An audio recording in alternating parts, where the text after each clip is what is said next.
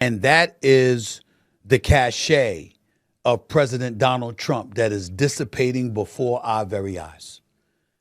Everything on the right seems to be unraveling. It seems to be chaos brewing. And I think everybody needs to pay attention to it because, damn it don't look like it's going to go away.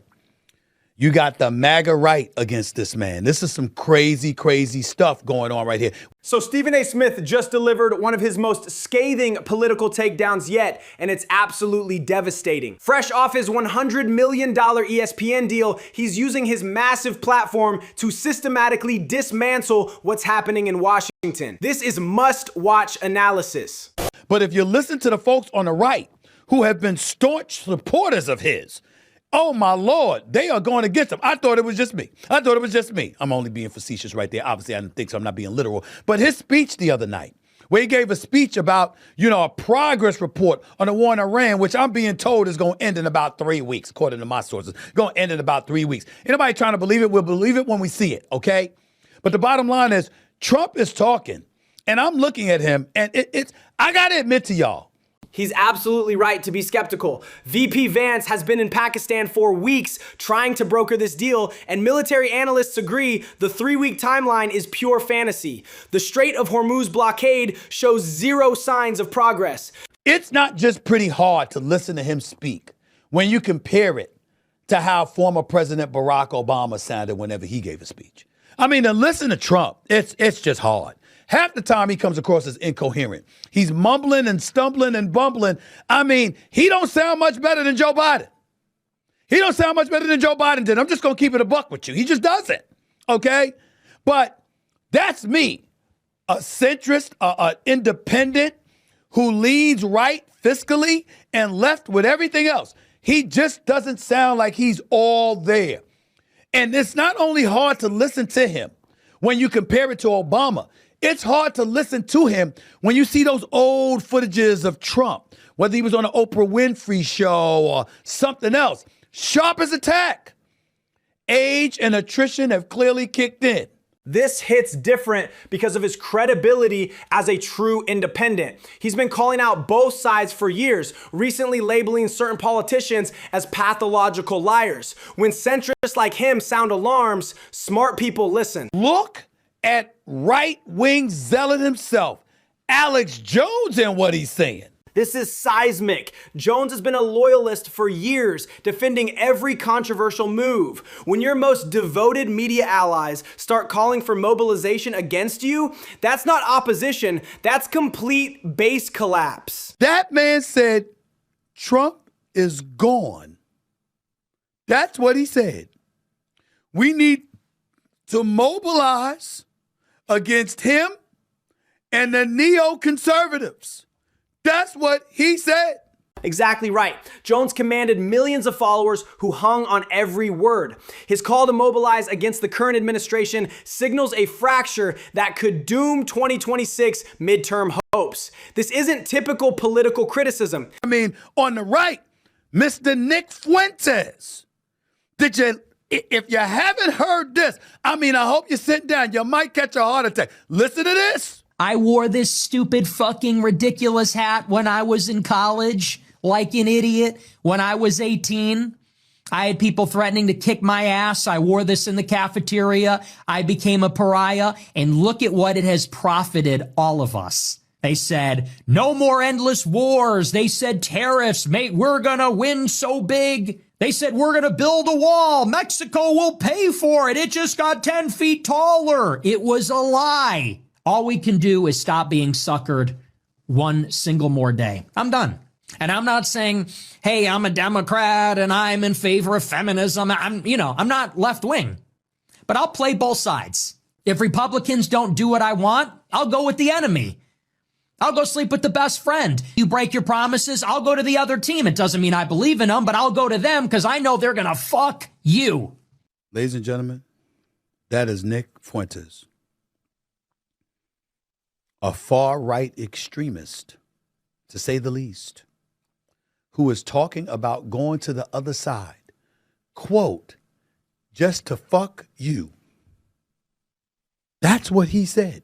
Fuentes was considered untouchable loyalty. His defection represents the far-right wing completely abandoning ship. When extremist supporters publicly threaten to switch sides out of spite, your coalition is fundamentally broken. I mean, what the hell is going on in America? You talk about only in America. This is some only in America stuff right here going on. This stuff is crazy. It's unbelievable. Left got a chance after all. Left got a chance. If the Democrats just don't do anything, grab some lunch, some dinner, chill out on Capitol Hill, don't do anything, don't say anything.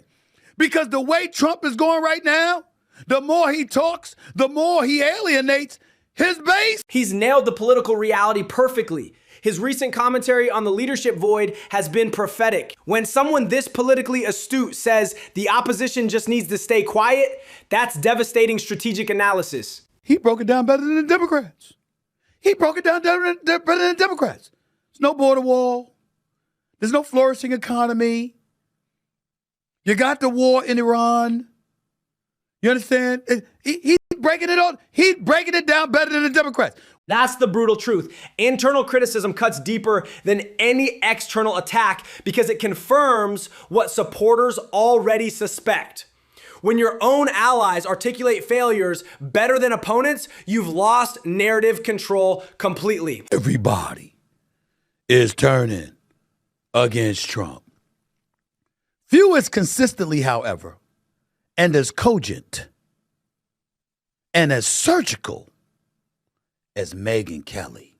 Kelly's credibility with conservative viewers makes her criticism lethal. She's not some liberal talking head. She's been their trusted voice for years. When she turns surgical, Republican voters actually listen and reconsider. No matter what happened for Trump in the past, his base never fragmented. You got Marjorie Taylor Greene there going off. What happened to America First? You got people bringing up his money and how he's made himself rich. Is it 1.5 billion? Is it 6 billion? How much money is he putting in his pocket? They reminded folks about how his children talking about we're going to be the richest family in the world. And what has America stood to benefit from it?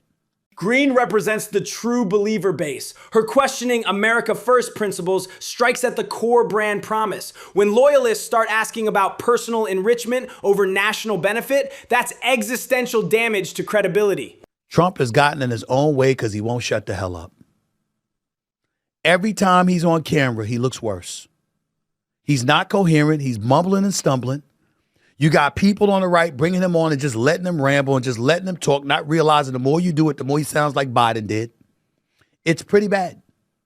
And it's getting worse. He's absolutely correct about the media strategy backfiring. Every recent public appearance has been a disaster, rambling, incoherent speeches that make supporters cringe.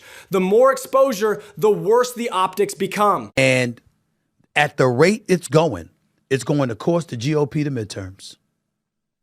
And once the Democrats regain at least one house of Congress, that's where you can neutralize them. And by the way, Trump thinking he's helped himself with these last two moves, getting rid of Kristi Noem for the Department of Homeland Security after she spent $200 million promoting herself instead of doing her damn job and embarrassing herself at that position. Got the husband on social media, with fake breast on, okay, which made her embarrassed and embarrassed her and her family. The personnel chaos proves his broader point about governing incompetence. Firing cabinet members after massive spending failures while family scandals dominate headlines, this isn't leadership. It's damage control that keeps failing. His own base is turning against him. Things are very, very bad right now, regardless of how to make it look. About the only thing that looks worse is the city of New York, which is where I'm going right now. Because I got to talk about my city, who is crumbling worse than Washington as far as I'm concerned. His analysis is spot on because he's been tracking these patterns for months. As someone with decades of political commentary experience, when he declares complete base erosion, that's expert assessment worth believing.